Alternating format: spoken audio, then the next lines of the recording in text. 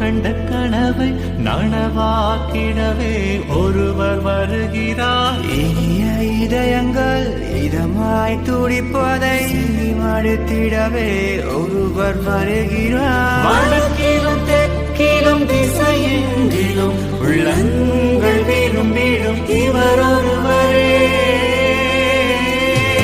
இங்கு முழு நாடும் ஒரு குழுவாகும் சுபவேளையில் உறவிடும். இன்று முழு நாடும் ஒரு குழுவாகும் சுபவேளையில் உறவிடும்.